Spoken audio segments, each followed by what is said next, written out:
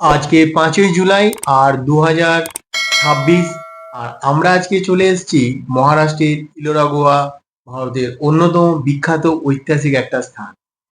আর এখানে গেটে ঢুকতেই সর্বপ্রথম তোমার ব্যাগ চেক হবে। তোমার ব্যাগের মধ্যে ড্রোন ক্যামেরা আছে কিনা, তোমার ব্যাগে কোনো ডিএসএলআর ক্যামেরা আছে কিনা। দেখতেই পাচ্ছ কিভাবে আমার ব্যাগটা চেকিং করছে। আর যদি তোমার কাছে ক্যামেরা থাকে তার জন্য তোমাকে 150 টাকার টিকিট কাটতে হবে। আর যেহেতু আমাদের কাছে মোবাইল আছে, নো প্রবলেম, আমাদের টিকিট কাটতে হবে না। ইলোরা গোয়াতে ঢোকার সর্বপ্রথম হচ্ছে কাউন্টার থেকে তোমাকে 40 টাকার একটা টিকিট কেটে নিতে হবে। আর টিকিট কাটার পরেই তোমার চোখের সামনে এরকম একটা সুন্দর গ্রিন ভিউ পাবে। আর সামনে একটা ভাঙাচোরা পাহাড়ের মতন দেখতে পাবে। কিন্তু এর ভেতরে ঢোকার পরে যেটা আমি দেখলাম, একদম অবাক হয়ে গেলাম যে ভেতরটা কি।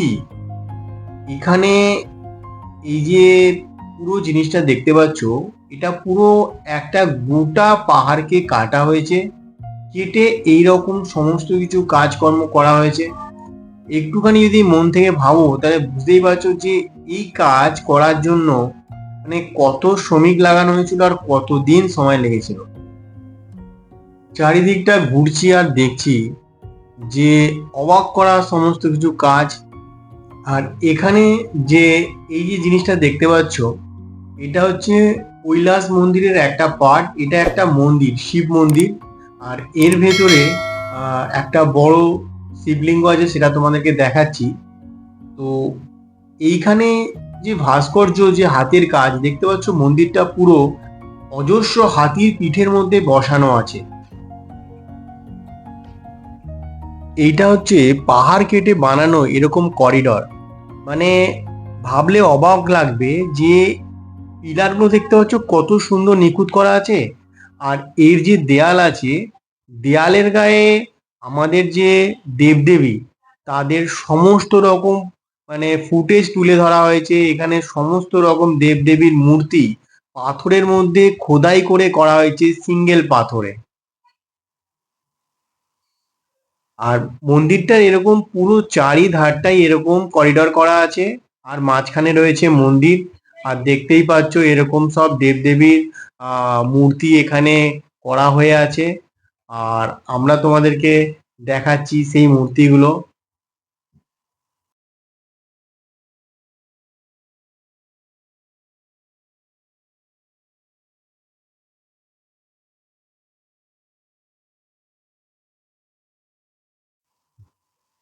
এইভাবে চারিদিকটা ঘুরছি আর তোমাদেরকে দেখাচ্ছি, তোমরাও দেখো জিনিসটা যে আমরা কেমন একখানা জায়গায় এসেছি। আর এত সুন্দর লেগেছে এই জায়গাটা। তোমরা যদি কেউ এখানে আসতে চাও তো অতি অবশ্যই এসো। কারণ মহারাষ্ট্রের এই একখানা এমন একখানা জায়গা আছে যেটা ভিজিট না করলে তোমার এই মহারাষ্ট্রের ট্রিপটা কমপ্লিট হবে না। আর এত সুন্দর যে মন্দির এখানে বানানো হয়েছে, একদম ধারণার বাইরে। আর মন্দিরের ভেতরটা তোমাদেরকে দেখাবো। বাইরেটা তো তোমরা দেখতে পাচ্ছ, ভেতরটাও তোমাদেরকে দেখাবো। আর মেঘলা আকাশ আছে, তার জন্য ছবি খুব একটা ভালো আসেনি। যতটা এসছে ততটাই তোমাদেরকে দেখাচ্ছি। চলো এখন মন্দিরের ভেতরে ঢুকবো, ভেতরে ঢুকে তোমাদেরকে দেখাবো। আর এইরকম মানে এগুলো এখন ভগ্নপ্রায় অবস্থায় আছে বলেই এরকম দেখাচ্ছে। যখন মানে 6 দশকে যখন এই মন্দিরটা হয়েছিল তখন কেমন ছিল। তো কথা বলতে বলতে এখন আমরা যেখানটা দেখছি সেটা হচ্ছে মন্দিরের গর্ভগৃহ। সামনে দেখতে পাচ্ছ এটাই হচ্ছে মহাদেব দেবাদিদেবের সেই শিবলিঙ্গ, যেটা খুব প্রসিদ্ধ।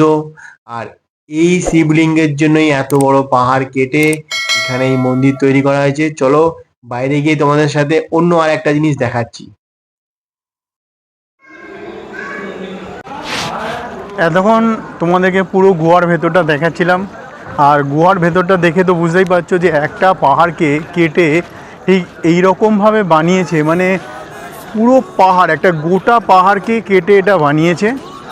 আর এখানে খুব সুন্দর ভেতরে দেবদেবীদের মূর্তিও রাখা আছে। তো চলো এখন আমরা পাহাড়ের মধ্যে উঠে দেখব। রাস্তাটা দিয়ে এখন আমি উঠছি আর দেখতেই পাচ্ছ এই পুরো পাহাড়ের সাইড দিয়ে এরকম রাস্তা করা আছে। আর এই রাস্তা বেয়ে বেয়েই এখন আমি ওপরে উঠব।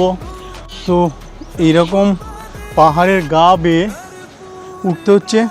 আর এরকমইভাবে আমি ওপর দিকে উঠবো আর তোমাদেরকে দেখাবো আর কি কি দেখতে পাচ্ছি। এরকমভাবেই আমরা ওপরটাতে উঠবো। আর ওদিকটা যেটা দেখতে পাচ্ছ পুরো এরকমভাবেই করা আছে। তো তোমাদেরকে বাকিটা দেখাচ্ছি। এই রাস্তা এবড়ো খেবড়ো সিঁড়ি করা আছে, বাট সিঁড়ি আছে। তো এই রাস্তা দিয়ে এখন আমরা উপরে উঠছি। আর এতক্ষণ ভেতরে যে তোমাদের মন্দিরটা, ভেতরে যে গুহাগুলো দেখাচ্ছিলাম, সেটাই এখন আমরা তোমাদেরকে ওপর দিয়ে দেখাবো কত সুন্দর দেখায় জিনিসটা। আর যারা এই গুহাটা বানিয়েছে তাদেরকে তো অসংখ্য ধন্যবাদ। গোটা পাহাড়কে যখন কেটে তার আকার এই রকম তৈরি করে, সেটা তো খুবই সুন্দর হয়। আর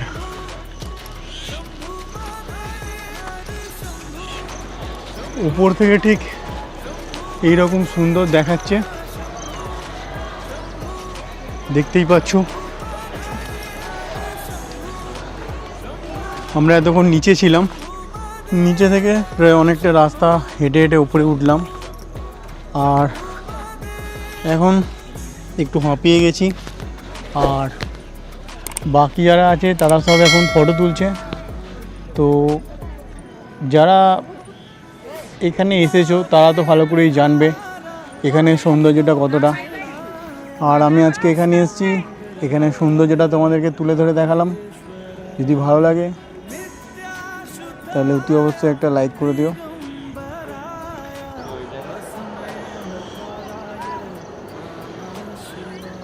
এইটা একটা রাস্তা উপরে ওঠার, এখানে হালকা করে ঘিরে রেখেছে, কিন্তু মানুষজন তবু ওঠে এখানে।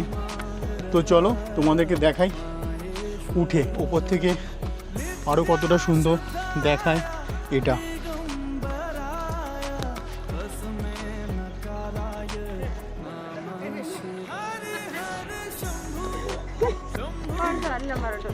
পাহাড় এখনো শেষ হয়নি, এরকমভাবে আরও উপরে ওঠার রাস্তা রয়েছে।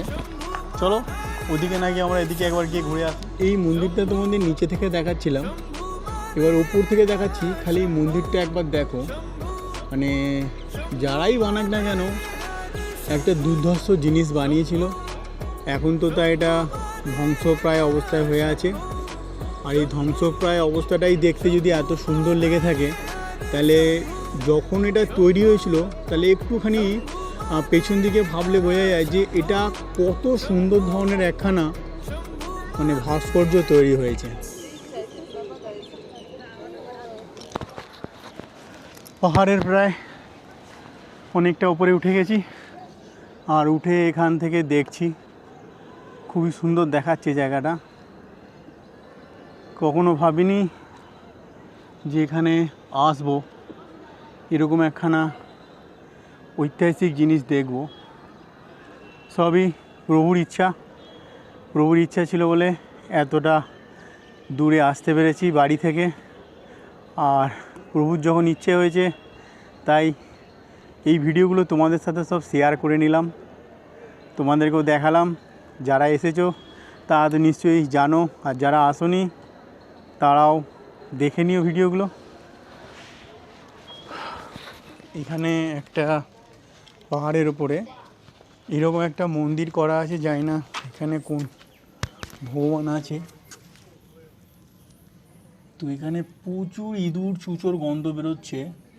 আর এটা একটা গুহার রাস্তা আছে, এটা একটা গুহার রাস্তা আছে আর প্রচুর গন্ধ ছাড়ছে এখান থেকে। দেখে মনে হচ্ছে এখানে চামচিকি ঠামচিকির কোনো বাস আছে। যাই হোক, যেটাই থাকুক, তোমাদেরকে দেখাই। এই রকম দেখতে পাচ্ছ, এগুলো কিন্তু কোনো সিমেন্ট বালি কোনো কিছু দিয়ে তৈরি নয়, এগুলো পাথর কেটে কেটে কেটে কেটে এরকম বানানো হয়েছে পুরো মন্দিরটার চারিদিকে। একটা গোটা পাহাড়কে কেটে, দেখতে পাচ্ছ এত সুন্দরভাবে হাতের কাজ করেছে। আগে তাহলে এটা কীরকম দেখতে ছিল, এখন তো প্রায় এটা মানে শেষের মুহূর্তে, মানে ভাঙাচোরা অবস্থায় দেখতে পাচ্ছি। যখন তৈরি হয়েছিল তখন হয়তো এটা আরও অনেক সুন্দর টাইপের হয়েছিল। আর এখান থেকে তলায় যাওয়ার একখানা গুহা আছে, চারি দিকটাই এরকম পুরো পাথর কেটে কেটে কেটে কেটে সব বানানো হয়েছে, এরকম সরু রাস্তা, মন্দির করা হয়েছে, খুবই সুন্দর দেখাচ্ছে। আর বেশ খুবই মানে একদম যে পৌরাণিক সেটা দেখে বোঝা যাচ্ছে।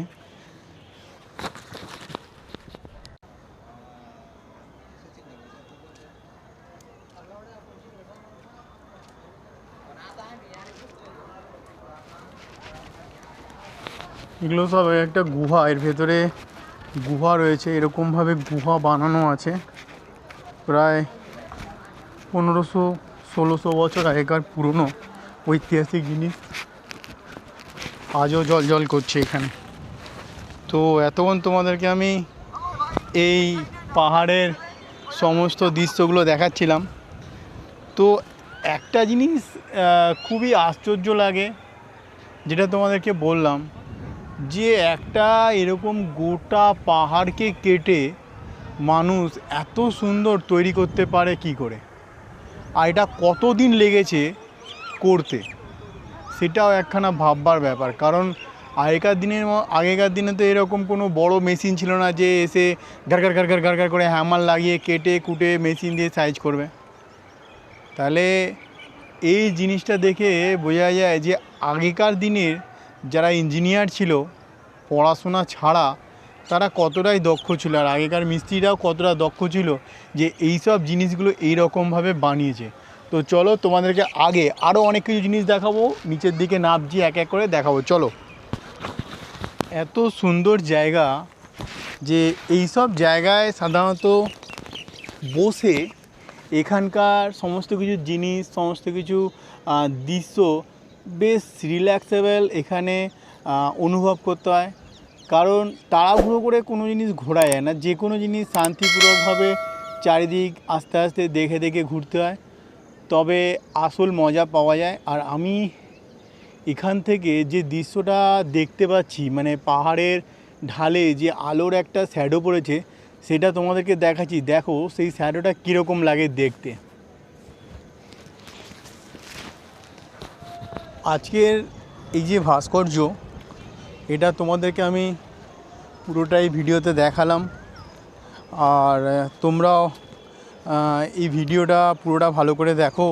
তো এখানে আরও অনেক কিছু জিনিস তোমাদেরকে আমি দেখাবো। তার আগে বন্ধুরা এই দৃশ্যটা একবার খালি দেখে নাও। আজকের ভিডিও সব থেকে রোমাঞ্চকর আর সব থেকে ভালো। এখানে যে কাঠবিড়া দেখতে পাচ্ছ এ ঘুরছিল, আমার কাছে খাবার দেখতে পেয়ে কিচকিচ কিচকিচ করে আমার সামনে আসলো, আর কত সুন্দর আমার হাত থেকে সে তার খাবারের টুকরোগুলো নিয়ে নিল।